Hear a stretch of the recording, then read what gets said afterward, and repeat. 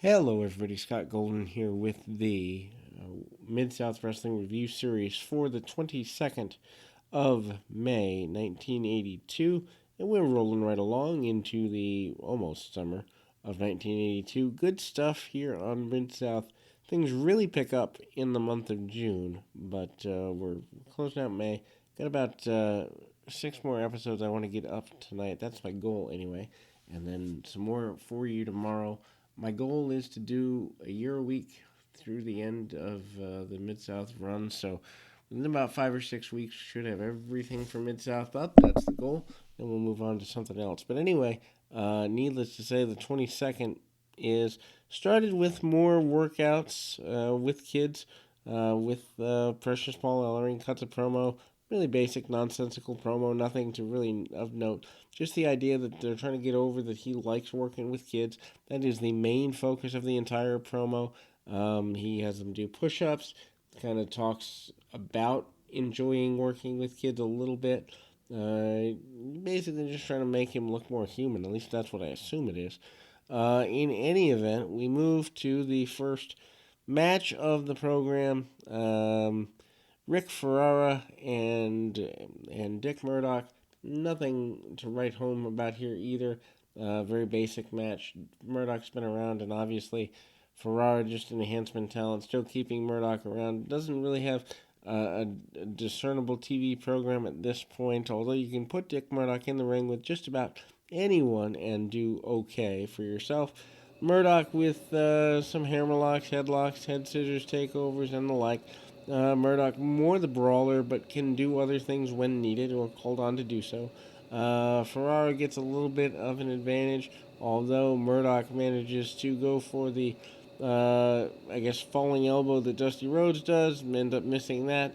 Ferrara fires back on him a little bit, actually more than I imagined him to, so that's a little interesting. Maybe they're trying to give enhancement talent a little bit more offense to make them look like they can win matches here and there, which is always a good thing that I think a lot of companies don't do with their enhancement guys. If you have an enhancement guy that looks like he can't beat anybody, then you're going to get your crowd to tune out during his matches or her matches, which is obviously not where you want to go. Speaking of not where you want to go, into the hands of Dick Murdoch in a stand up brawl is also a place you don't really want to go if you don't have to. But that's where this guy tries to go. Leapfrog by Murdoch, just barely gets over on it, but gets enough, and Murdoch manages with some back elbows and eventually hooks up that brainbuster that he is known for. Drops the man on his head, and down he goes. And 1, 2, 3. There's that win for Murdoch. And we move again to another match. This particular next contest after Murdoch's win is, let's see here, the Assassin. Of course, Jody Hamilton, who was originally brought in to be the partner of Ernie Ladd, then double crosses Ernie Ladd. He's facing Buddy Landel, so that's an interesting role there. The Assassin has had a few victories here on television, majority of them using cheating tactics and using the headbutt illegally with the loaded mask, so to speak. That's basically what he's been doing. Landell backs him back into the corner.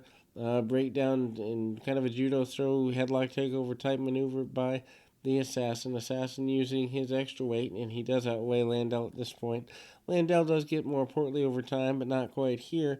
Working the top wrist lock, really basic stuff, and again, back to the headlock takeover. Love the basic stuff in the sense that if it looks like anyone can win at any time, it's good. A little bit of a fire up from Landell, although now doing the kick of the loaded boot type thing, kick to the midsection by the Assassin on Landell after kicking that boot into the loaded position, almost like the grappler does. Referee admonishing the Assassin for it, although there's nothing to admonish him for because he didn't actually physically see anything. Anyway, a hammerlock slam by the Assassin, and then drops the knee into his man. There we go, and again, a couple of shots by the Assassin, and pretty aggressive, pretty assertive, and there we go there as well. Um, and the assassin hits the headbutt and gets a victory. We move on to Bob Roop and Coco Samoa. I believe they've wrestled before.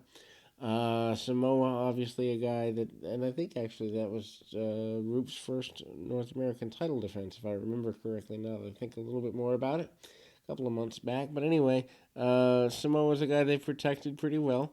Um, Bob Roop, of course, still your North American champion, having defeated Ted DiBiase a couple of months prior, or about a month and a half maybe. In any event, Samoa is a guy they've been protecting pretty well in terms of he's looked competitive in nearly every match he's had. He is pretty assertive, aggressive in his desire to keep going. Head scissors take over almost into a roll sunset flip type maneuver, and Root manages to go into a sunset flip and then an inside cradle and a sunset flip. Several near falls very early in the match. Good to have Samoa, who is a up and coming baby face, be competitive with the champion, but not so that the champion looks weak. Champion then takes over, short knees and such by Roop, who then manages to break the match down into arm bars. He actually cannot get Roop over Ken Samoa after a little bit there. Um, then we see the attempted snatch of the arm. Doesn't get all he wants on it and uses the hair.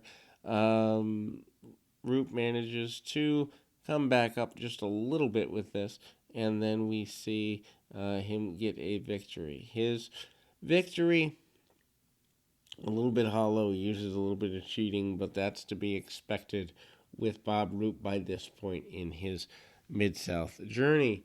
And then we go into Ernie Ladd versus Kim Duck. Kim Duck, of course, later the man known as Tiger Chung Lee in the World Wrestling Federation. But here, coming, I believe, off Florida. I know he does Florida, but I think he had a couple of stints in Florida. Big Ernie Ladd is still here, kind of, sort of. Um, Floundering a little bit. I mean, he gets tag title matches every now and again, and certainly hasn't finished up with the Samoans. But to have him in some enhancement matches, although this one makes sense because it is Skandar Akbar that brought in Kim Duck, and so match breaks down into a much slower style.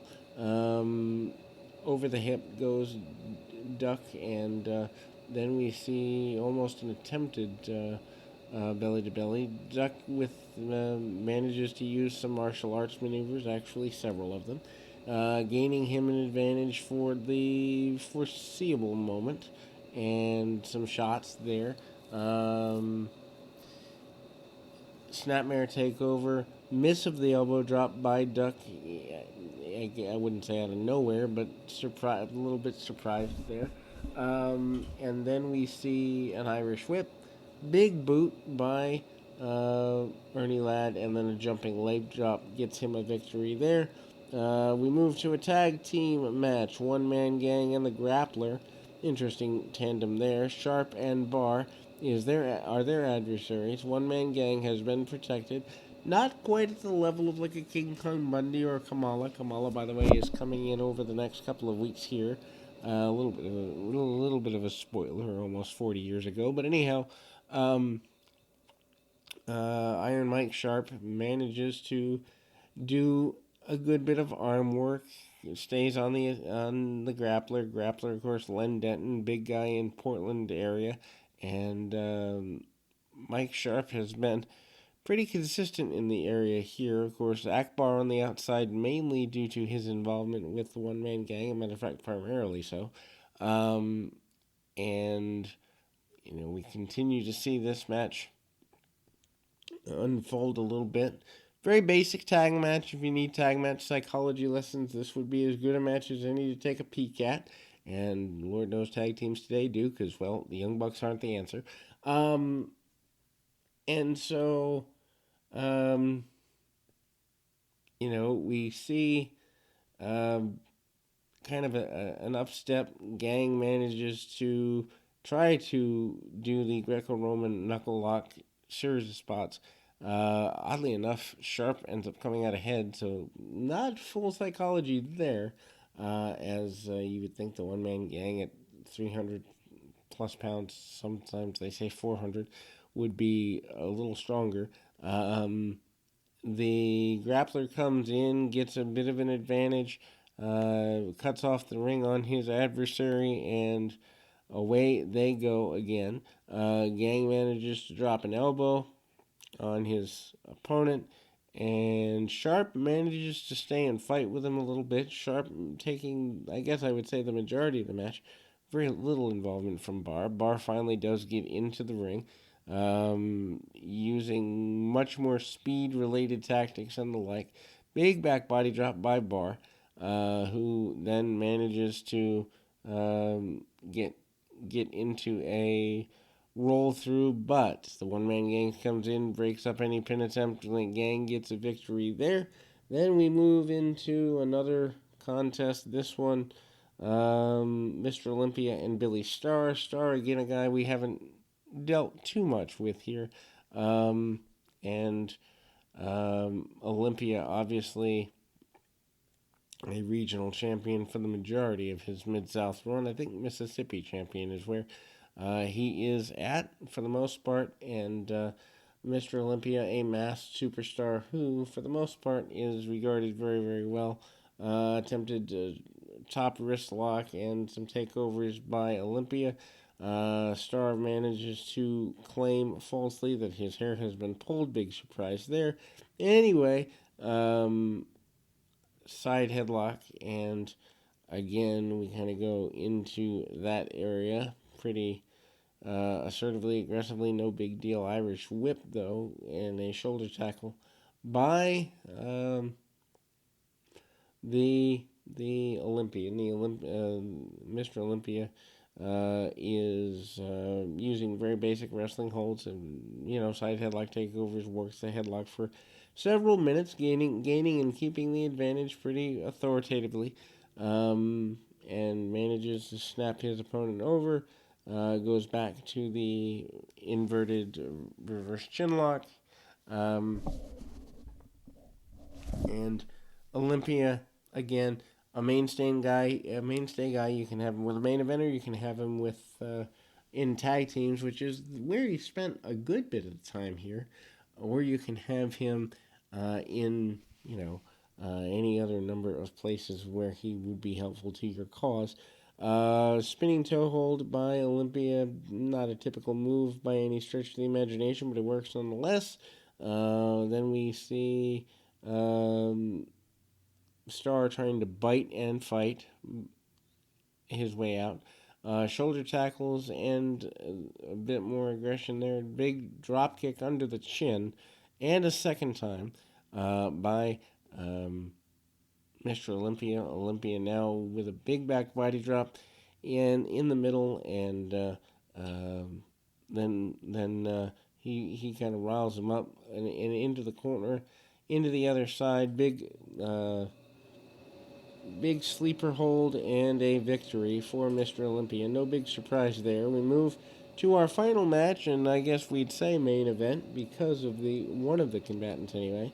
Ted DiBiase and the Turk. Of course, Ted DiBiase still claiming that he wants his rematch, claiming that he has not been treated fairly since losing the American title a couple of months back, and he's pretty persistent with that. Side headlock takeovers. The Turk does manage to roll him onto his shoulders. Sunset flip by DiBiase, always going back to basic wrestling maneuvers, but also always going back to trying to win the match as opposed to punish an opponent. That will no doubt very well. DiBiase distributing his weight quite well here over the next couple of minutes, and pretty basic stuff there. DiBiase kind of forcing the Turk to carry him. Remember, the figure four is the reason that DiBiase lost. Rupp causes him to pass out due to a figure four causing him the championship. Monkey flip out of nowhere by DiBiase. Here, DiBiase, though, a little more aggressive than normal, catching a few short forearms and the like. Nothing overt, but again, you see the diving fist drop that he became famous for later in his career. DiBiase now sends his man out of the corner. DiBiase reverses through short headbutt there. DiBiase, though, not surrendering, and then he hits a big back body drop. Amazing that so many guys don't know how to take one or haven't taken one before in today's wrestling, because a backdrop was multi times a show, it seems, back here in the 80s. But anyway, snapmare takeover by DiBiase, drives the knee into the midsection as I accidentally punched my microphone. Sorry for anybody that was listening on headphones there. But um, anyway, hard shots by the monk or the Turk from underneath, uh, reminding me of the monk who was here in late '81. Anyway, DiBiase continues to go shot for shot, and big power slam gets him the victory. 1, 2, and 3. DiBiase closes in pretty impressive fashion, and we'll be back with more right after this.